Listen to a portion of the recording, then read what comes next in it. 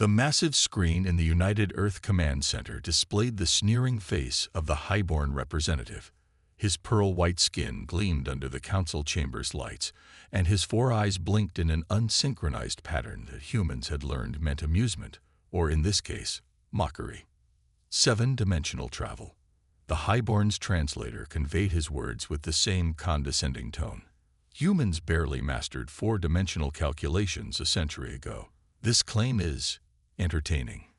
Captain James Miller stood at attention, his weathered face showing no emotion as the alien council members laughed. At 53, he had spent more than half his life proving humanity's worth to the galaxy. Beside him, Dr. Ann Thompson clutched her data tablet tighter, her knuckles turning white. "The Revelation Project is real," she said, her voice steady despite the tension. "Our calculations are sound. The test flights begin tomorrow." More laughter echoed through the transmission. The highborn weren't alone. Representatives from 12 other advanced species joined in the chorus of dismissal. Only the machine logic processors remained silent, their crystalline forms pulsing with analytical light. Admiral West stepped forward, his decorated uniform catching the light. "Mock us if you wish, but humanity has never needed your approval to advance. We simply extended the courtesy of informing the Council before our first full-scale test." The highborn's upper eyes narrowed. "You primitives don't understand. 7-dimensional travel isn't just beyond your capability. It's impossible.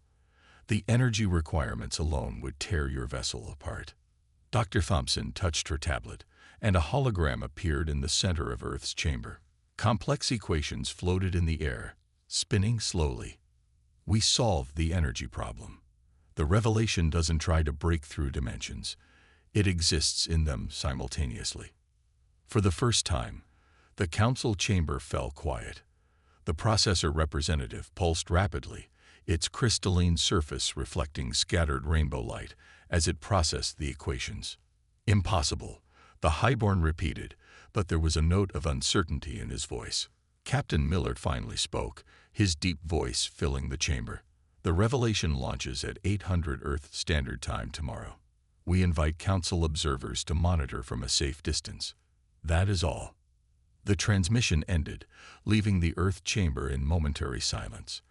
Admiral West turned to Miller and Thompson, a thin smile on his face. "Well, that went about as expected." "They always laugh," Miller said, walking toward the chamber's wide windows. Below, bathed in floodlights, sat the Revelation. The ship's unusual design had earned it the nickname the Snowflake among the construction crews. Its crystalline structure branched out in seemingly random patterns, each branch housing technology that most of humanity couldn't comprehend. Dr. Thompson joined him at the window. "The math is solid, James. We've run every simulation possible. The ship will work." "I know, Anne. I watched you solve the impossible for 15 years. He turned to face her. "Are the crew ready?" She nodded. "Robert completed the final neural sync this morning. The crew's minds can handle 7-dimensional awareness now.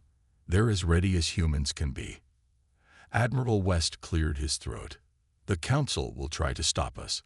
The highborn especially. They've been the galaxy's technological leaders for 10,000 years. They won't accept being surpassed by primitives." "Let them try," Miller said, his reflection in the window overlapping with the Revelation's image. Humanity didn't climb out of Earth's gravity well by backing down from challenges. As night fell over the launch facility, crews made their final preparations. The Revelation's surface rippled occasionally, adjusting its structure as the 7-dimensional systems ran through their startup sequences. In orbit, the first Council observation ships began arriving, their sensors focused intensely on the human facility. Tomorrow, humanity would either make history or become a galactic laughingstock.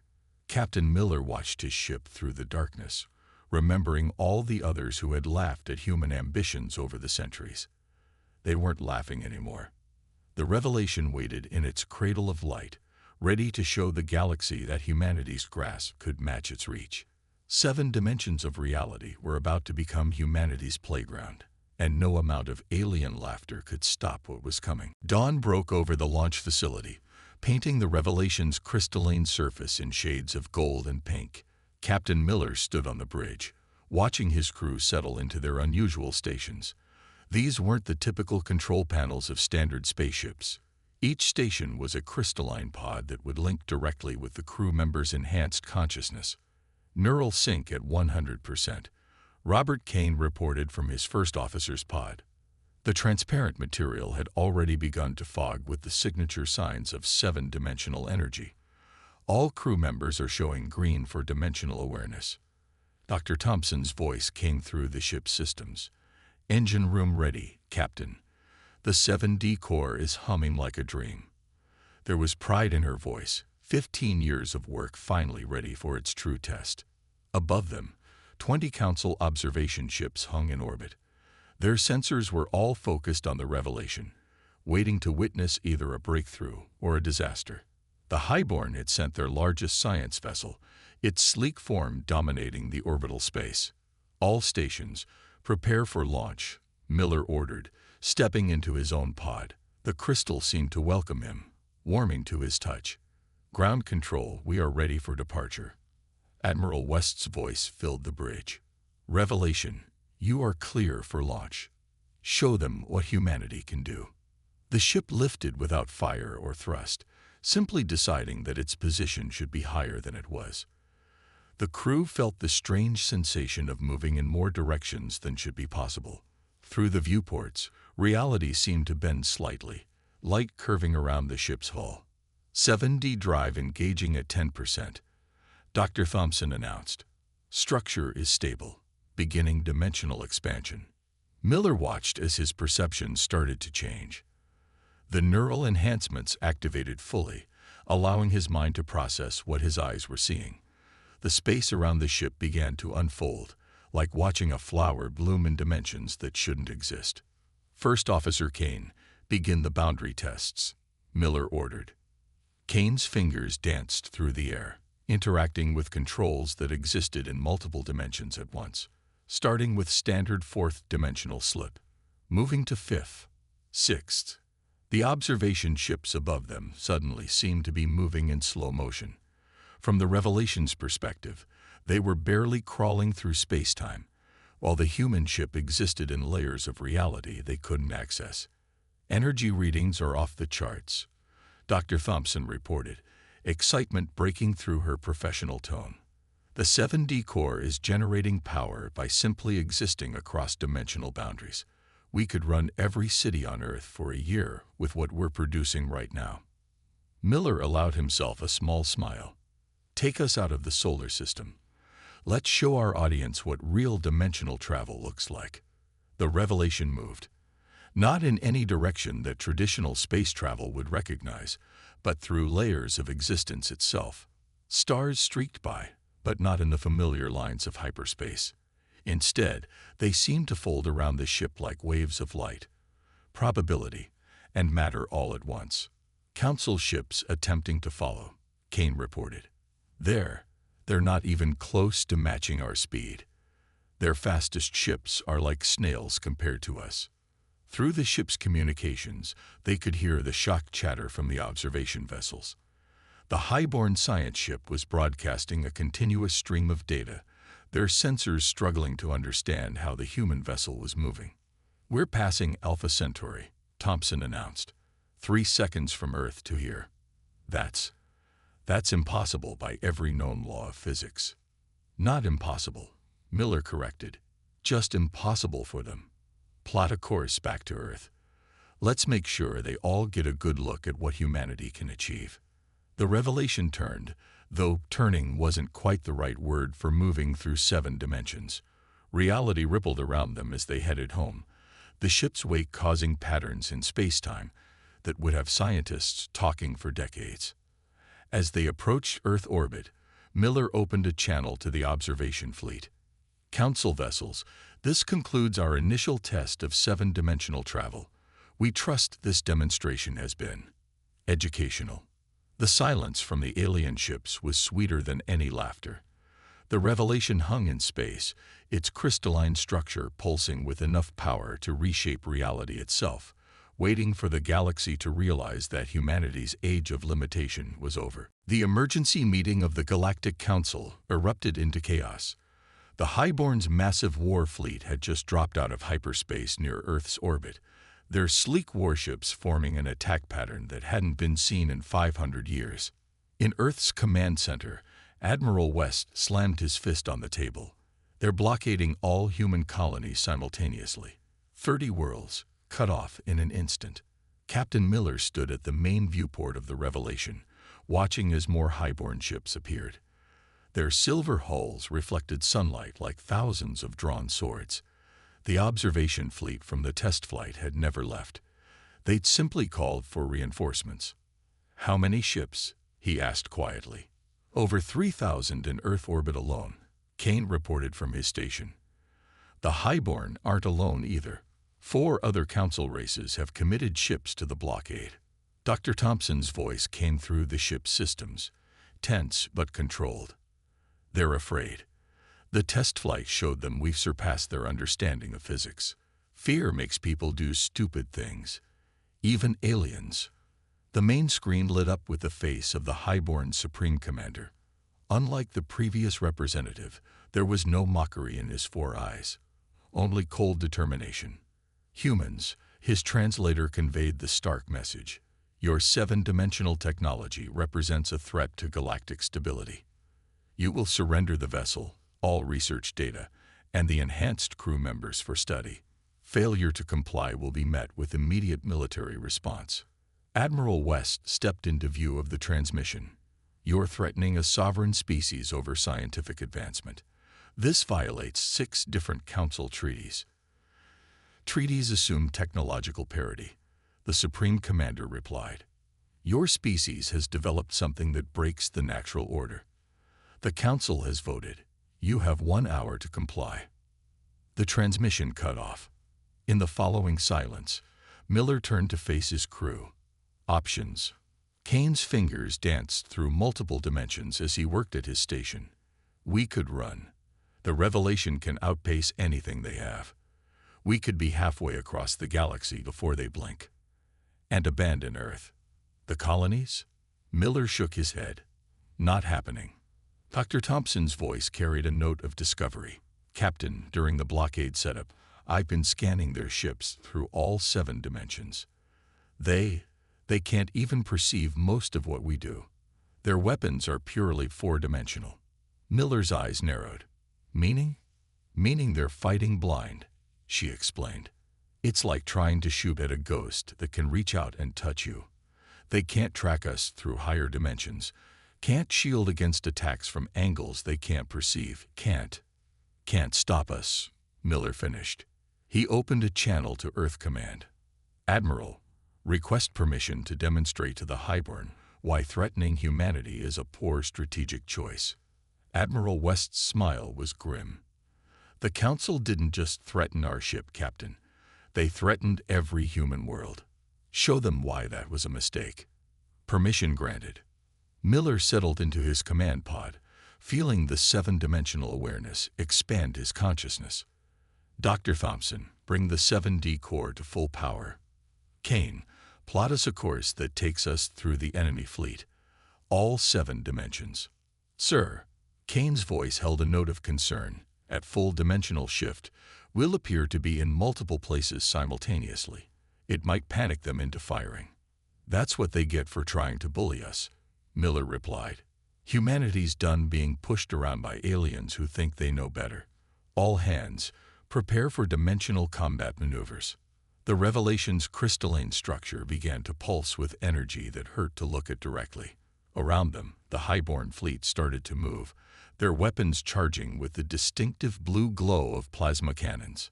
"They're launching fighters," Kane reported.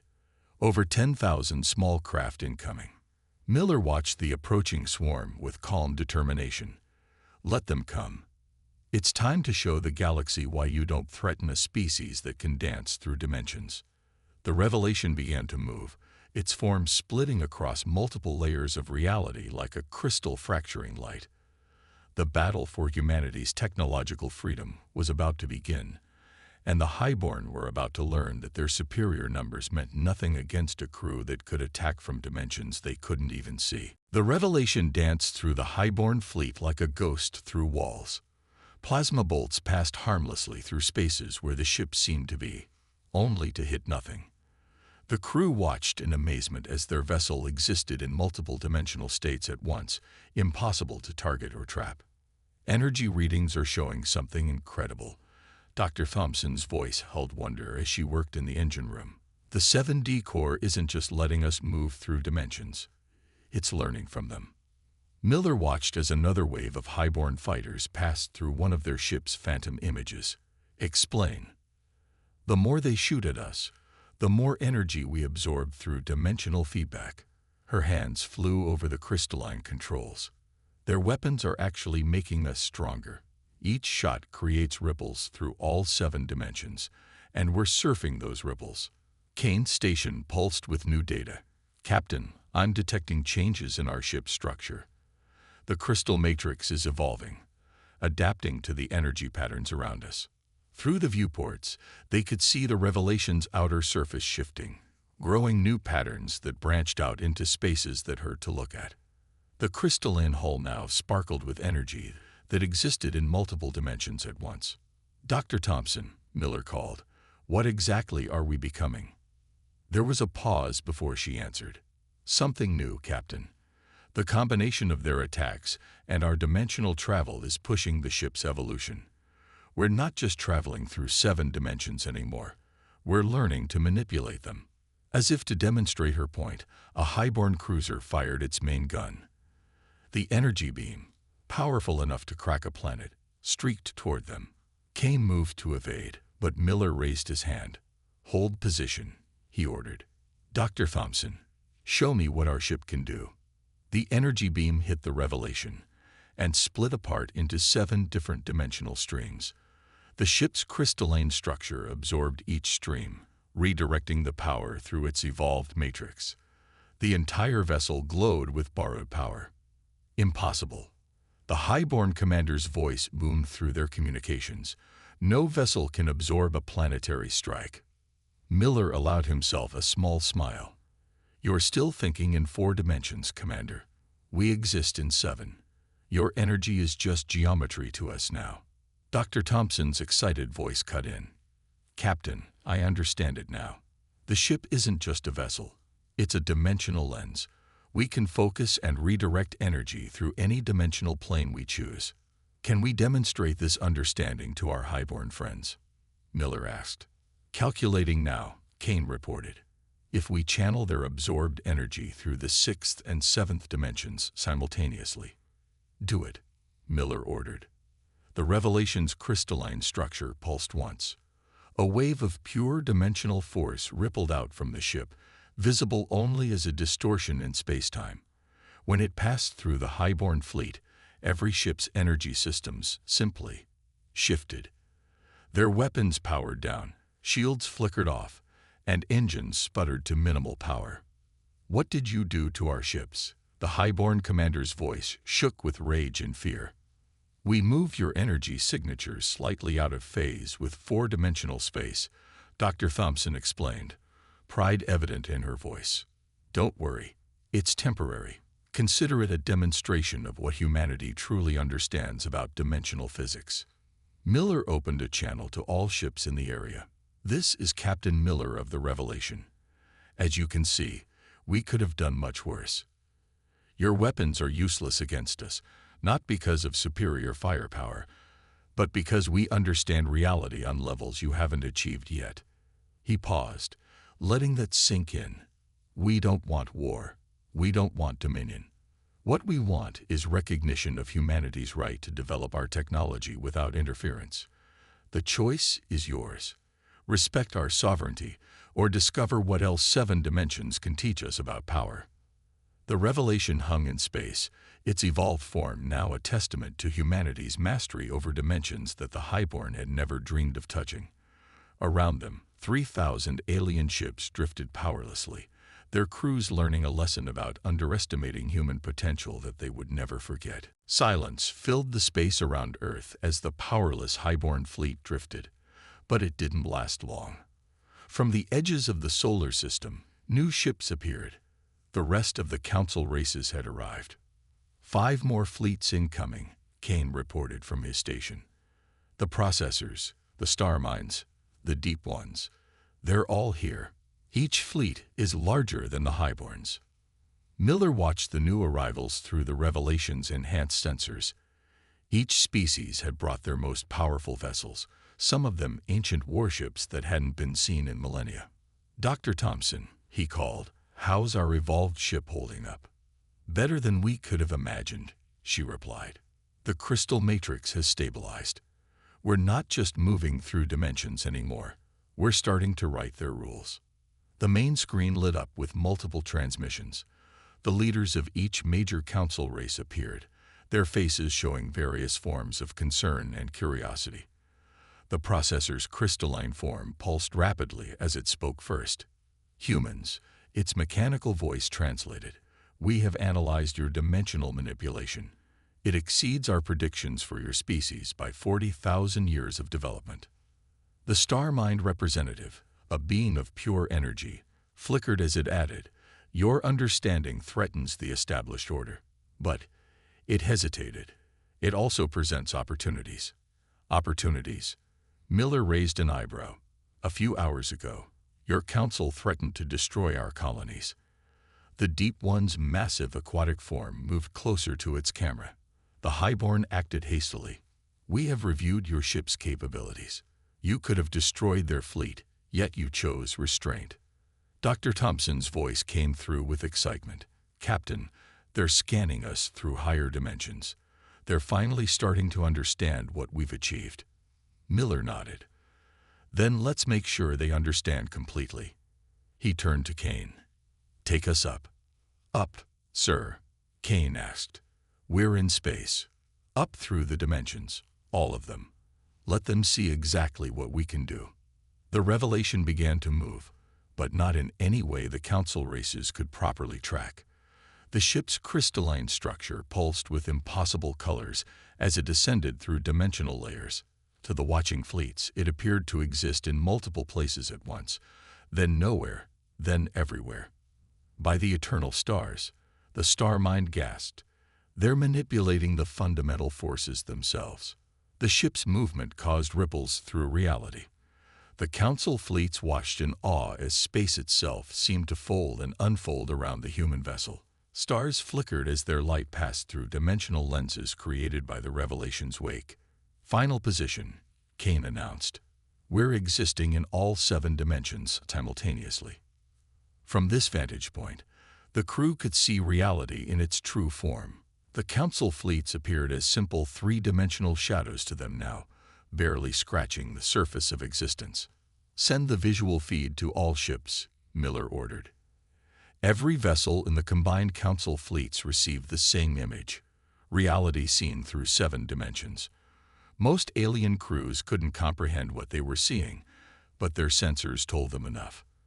The human ship was operating on levels their most advanced theories had only dreamed about. "We understand," the processor announced after a long moment. "Humanity has surpassed the theoretical limits we believed existed." The Deep One added, "The Council acknowledges your achievement. Your species has earned more than just respect. You have earned our attention." "Attention." Miller smiled slightly. "Not too long ago, you were all laughing at us." "No one is laughing now," the Star Mind observed. "Humanity will be granted full council privileges. Your technology, your understanding, they will change everything." The Revelation descended back to normal space, its crystal structure still humming with power that bridged 7 layers of reality. Around them, the council fleets had changed their formations from attack positions to honor guards. Miller opened a channel to Earth. "Admiral West, please inform Earth government that the council would like to open peaceful negotiations. It seems our demonstration has made quite an impression." As the council fleets escorted them back to Earth, the crew of the Revelation knew they had changed the galaxy forever. Humanity hadn't just proven itself, it had rewritten the rules of what was possible. The Grand Council chamber looked very different from the last time humans had stood there. Gone were the mocking looks and dismissive gestures. Now, representatives from every major spacefaring race watched with intense focus as Dr. Thompson explained the basics of seven-dimensional physics. "Think of reality as a book," she said, creating a hologram in the center of the chamber. Most species read only the surface of the pages. Some advanced races can read between the lines. Humanity has learned to read every layer of the page at once, including the spaces where the words could have been different. Captain Miller stood at the back of the chamber, watching with quiet pride. The revelation hung in orbit above, its crystalline structure now a beacon that drew scientific vessels from across the galaxy. Every few minutes, its surface would ripple as it continued to evolve its understanding of dimensional physics. First Officer Kane approached him with a datapad. "Sir, we've received requests for diplomatic relations from 37 previously unknown species. They'd been watching the council proceedings." 37. Miller raised an eyebrow. "Where were they before?" "Hiding, mostly. Seems the Highborn's technological dominance kept a lot of races from stepping onto the galactic stage. Now," Kane gestured to the chamber, where even the Highborn representatives were taking notes on Dr. Thompson's lecture. The processor representative's crystalline form pulsed with rapid calculations. "Your understanding creates possibilities we never conceived. The ability to exist in multiple dimensional states changes everything," Dr. Thompson finished. "Energy production, space travel, even the nature of reality itself. It's all different now. But humanity doesn't want to keep this knowledge to ourselves." That caused a stir in the chamber. The Star Mind representative floated forward. "You would share such power after our species threatened yours." Admiral West stepped up to the speaking platform. "Humanity's goal was never dominance. We wanted recognition, yes, but more than that. We wanted to push the boundaries of what's possible. Science shouldn't be hoarded. Knowledge shouldn't be restricted." Through the chamber's massive windows, they could see other ships attempting to copy the Revelation's design. Some had already started growing crystalline structures on their hulls, taking the first steps toward dimensional awareness. "There will be rules, of course," Miller added, walking to join Admiral West. "Safety protocols, training requirements, ethical guidelines. We've seen what dimensional power can do. It needs to be respected." The Deep One's massive form shifted. "You trust us with this power, even after our hostile response." "Trust has to start somewhere," Miller replied. "Humanity is offering a hand in friendship. We've proven we can defend ourselves if needed, but we'd rather build bridges than walls, even if those bridges span 7 dimensions." Dr. Thompson's hologram changed, showing the complex mathematical dance of reality's layers. Every species brings its own perspective, its own understanding. Imagine what we could achieve by working together instead of competing. The processor's computational abilities, the Star Mind's energy manipulation, the Deep One's grasp of quantum mechanics, combined with human dimensional physics. The possibilities are infinite. The Highborn leader finished, speaking for the first time. His 4 eyes showed no trace of their former arrogance. "We were wrong about humanity. Your species hasn't just advanced. You've opened doors we never knew existed." The chamber erupted in discussion as representatives began forming research groups and diplomatic alliances. The galaxy's power structure was shifting, not through war or conquest, but through the sharing of knowledge. Miller's communicator buzzed with a message from the Revelation. The ship's evolved systems had detected something new. Dimensional frequencies that suggested layers beyond the 7th. Above them, in orbit, the crystalline vessel continued its patient exploration of reality's deepest secrets. "Well," Kane said quietly, "for a species that was being laughed at a week ago, we've come pretty far." Miller watched as Dr. Thompson began organizing the first multi-species dimensional physics research team. "We've only just started, Robert. The galaxy's about to change in ways even we can't predict, and humanity will help guide that change." The laughter had stopped, replaced by respect, cooperation, and endless possibility. Humanity had proved itself not just through power, but through wisdom. The age of division was ending. The age of exploration was about to begin. 1 year after the Revelation's first flight, Earth had changed beyond recognition. Crystalline towers reached into the sky, their structures existing partially in higher dimensions. Ships of all species moved through orbital lanes that wrapped through multiple layers of reality, their crews learning to see the universe through humanity's discoveries. Captain Miller stood at the window of the new Earth Embassy, watching a processor ship phase through dimensional layers as naturally as fish swimming through water. "Remember when they thought this was impossible?" he asked. "Hard to forget," Kane replied, standing beside him. The laughter still echoes, even if no one mentions it anymore. Dr. Thompson entered the room, her face bright with excitement. "The first graduating class of the Multi-Dimensional Academy is ready. We have students from 200 species, all of them capable of perceiving at least 5 dimensions now." The Revelation itself had become a legend, its evolved form now serving as a teaching vessel for the most promising students.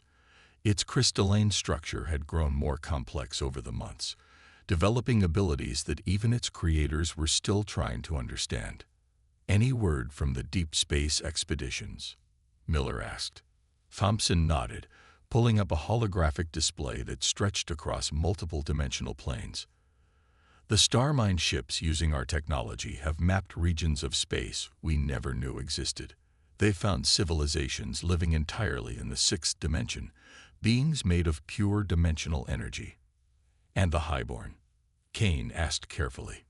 "Humbled, but adapting well," Miller said. "Their ships were the first to successfully integrate the crystal matrix technology. Pride comes before a fall, but wisdom can come after." Through the window, they could see one of the new human colonies taking shape on Mars. The settlement existed partially in higher dimensions, allowing it to create its own atmosphere by manipulating the fundamental forces of reality. What once would have taken centuries of terraforming now happened in weeks. "The Deep Ones have proposed an interesting project," Thompson added. "They want to create dimensional corridors between galaxies. With our technology and their understanding of quantum mechanics, it might actually be possible." Miller smiled. Hard to believe it all started with one ship and a crew crazy enough to try the impossible. Speaking of impossible, Kane checked his datapad. The Revelation's latest scan suggests there might be dimensions beyond the 7th. The ship keeps evolving, keeps reaching further. "Of course it does," Thompson said proudly. "That's what humanity does. We keep pushing boundaries, keep asking, what if? Even when everyone laughs at us." A flash of light through the window caught their attention.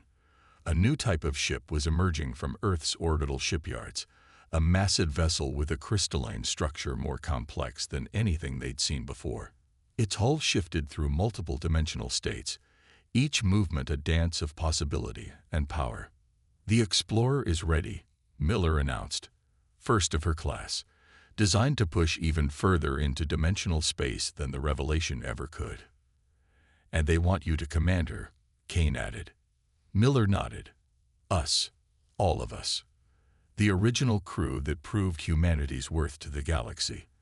They want us to lead the first true multi-species expedition into whatever lies beyond the 7th dimension." Thompson's eyes sparkled. "Just imagine what we'll find out there. New laws of physics, new forms of life, new understanding of reality itself. And no one's laughing anymore," Kane finished. "They're all too busy trying to keep up." Through the dimensional layers visible from the embassy, they could see ships from dozens of species practicing their dimensional shifts. Each one carried a piece of human innovation, a spark of the understanding that had changed the galaxy forever. The council races had become partners instead of overlords, students instead of masters. Miller watched as the Explorer tested its dimensional drives, its crystalline form shimmering with possibilities. "Humanity's greatest strength was never our technology," he said quietly. "It was our refusal to accept limitations, our drive to push beyond what others called impossible." "And now?" Thompson asked. "Now we teach others to do the same." Miller smiled. "The galaxy's ready for a new age of exploration. And this time, Every species moves forward together. The explorer's crystal matrix pulsed with power, sending ripples through all 7 known dimensions, and perhaps beyond. The age of mockery was over. The age of wonder had begun.